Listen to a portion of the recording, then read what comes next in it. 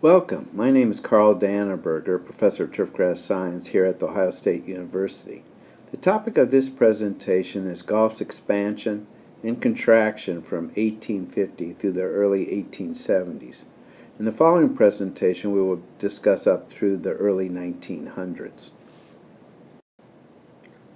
The graph here shows the number of golf courses that open globally for a given year. Notice the first bump or blip in the golf course openings occurs around 1856, and nothing really happens until the 1870s onward. Prior to 1850, there were not many golf courses and very few golfers. What occurs around 1850 will help to serve as a catalyst for the growth of golf first in Scotland and England, then the world. In the previous presentation, we briefly mentioned some of the important events mainly related to golf, which we will expand on in a moment. One important aspect that contributed to golf's growth and popularity was the relative stability in the United Kingdom. A fellow colleague once said that throughout England's history, they always seemed to go to war every 30 years, and if they couldn't find someone to fight, they would fight among themselves. Not to say the English were not involved at this time with battles, like the Opium Wars, Afghanistan, the Boer Wars, and such, but they were being fought in China, Asia, and Africa. Along with this relative stability, three major events occurred regarding golf: affordable transportation to the links courses, the invention of the gutta-percha ball, and the high-profile golf matches that increased the popularity of the game. Connecting the links courses through a railroad system allowed for people to travel to the golf courses, which were often located in remote areas a great distance from the more populated areas of Scotland and England. Some of the rail lines remain even operational today.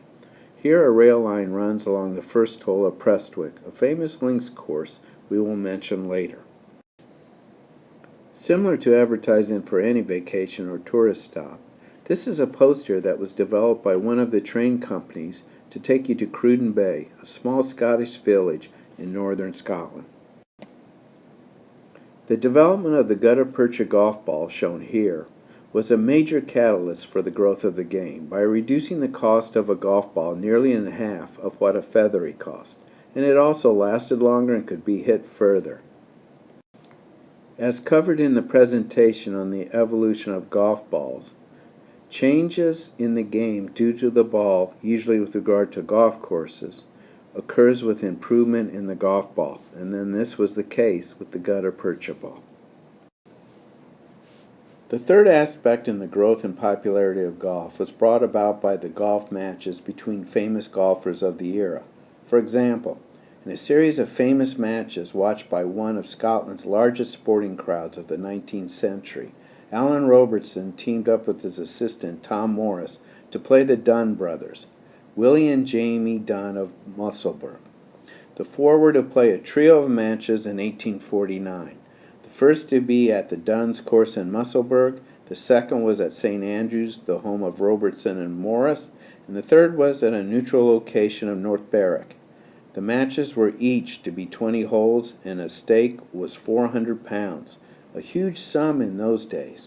Of course, side bets were made from the spectators, totaling many times more than what the golfers were actually playing for. Alan Robertson was given the dubious title of the world's first golf professional. It is said he was never beaten by an opponent when playing for money, although he picked his matches carefully and usually would not play to his full abilities to minimize the shots he had to give to an opponent. In other words, he played just good enough to win. Professionals at the time would make a living from wagering or betting on themselves in matches, caddying, and ball and club making. One of the most epic golf matches between two individuals at the time occurred when Willie Dunn of Musselburgh challenged Alan Robertson to a 20-round match over 10 days that came down to the final day and round, where Robertson beat Dunn 2-1. These challenge matches were usually backed by wealthy businessmen or noblemen. Alan Robertson's family had been running a feathery golf ball business for 100 years. With the arrival of the gutta-percha, He fought its adoption bitterly, being quoted about the gutty, "It's not golf." Sorry, my Scottish accent lacks a bit. Tom Morris, who started in golf as an apprentice to Alan Robertson in the feathery ball-making business, was reportedly fired on the spot when Robertson found Tom Morris playing the gutta-percha ball. Prior to this event, Robertson and Morris laid out 10 holes at Carnoustie course, which is roughly 40 miles from St. Andrews. Associated with the firing of Tom Morris is a belief that he and Alan Robertson became bitter enemies. I haven't found anything to support that, given that they played with each other in matches after the firing, and in 1858, Alan Robertson, for the first time ever, broke 80 on the old course of St. Andrews, using a gutty. 1 year later, Alan Robertson passed away at the age of 44. Tom Morris, who lived to be 87, is often referred to as Old Tom Morris. Better to tell him from his son, who was referred to as Young Tom Morris. Old Tom Morris moved to Prestwick, which is located on the west side of Scotland, in 1851. He designed and laid out the course, was the golf pro and greenkeeper, and ran his own golf equipment business. He laid out Prestwick in what was a 12-hole golf course that was cross-routed, as shown here, with 8 greens, with 4 of these greens being used twice to get to 12 holes. The course remained 12 holes from 1851 to 1882, when it was expanded to 18 holes by Old Tom Morris. In 1850, there were probably no more than 20 golf courses in the world, so designing courses was in their infancy. Cross-routing a course was pretty common. Prestwick would hold the first Open, as it's known throughout the world, in 1860. The Open is sometimes referred to as the British Open. Let's look back at some of the background information as how the Open came about.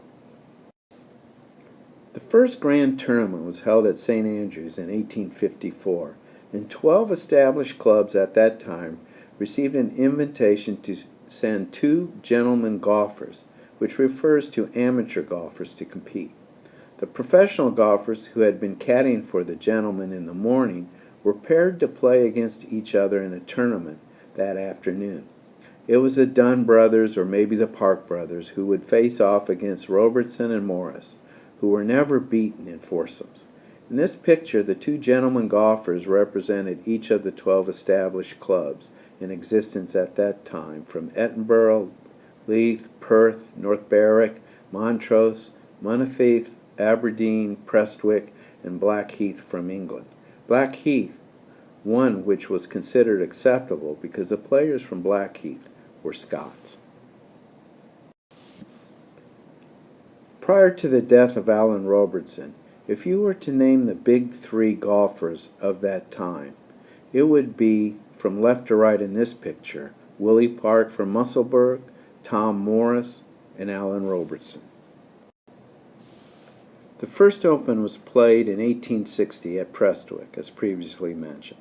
6 clubs received an invitation stating, "Please send a respectable caddy." In the first Open, Willie Park beat Tom Morris by 2 shots. Their early Opens were 3 rounds in 1 day, and if my math is correct, that would have been 36 holes. Prestwick was a 12-hole golf course. Although Tom Morris lost in 1860, he would win 4 Opens, the last in 1867 at the age of 46. The following year, the youngest person to win the Open, in 1861, was his son, young Tom Morris, at the age of 17. In 1861, the main sponsor for the Open, and the one who presented the Challenger belt to the winner shown here on young Tom Morris, was the Earl of Eggleton, who passed away. A few years later, the sole administrator of the event, J.O. Farley, passed away in 1870. This was the same year, 1870, that young Tom Morris won the Open for the 3rd time in a row. He got to keep the belt. Prestwick decided to invite St. Andrews and Musselburgh to host the Open. Prestwick was getting tired of administering the event and probably did not want to come up with a new trophy. While negotiations went among the clubs to see who would host the Open, no tournament occurred during 1871. But in 1872 an agreement was reached and a claret trophy, shown here, was purchased. Actually, the claret appears to be an appropriate reward given that gentlemen wagers in match play were for bottles, more likely cases of claret. Young Tom Morris won again.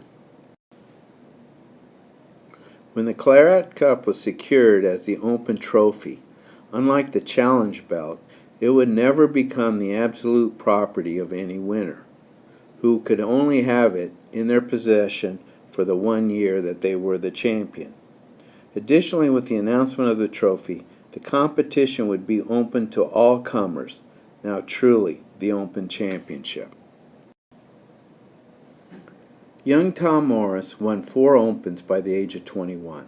In a match where he and his dad faced the Park brothers of North Berwick in 1875, he received a telegram that his wife was having difficulty during childbirth. They hurried back to take a ship to St. Andrews, only to find his wife and newborn baby dead. Young Tom Morris died on Christmas Day, 4 months later at the age of 24. Some say he died from a broken heart. The official account is a heart attack. Probably drinking to excess didn't help.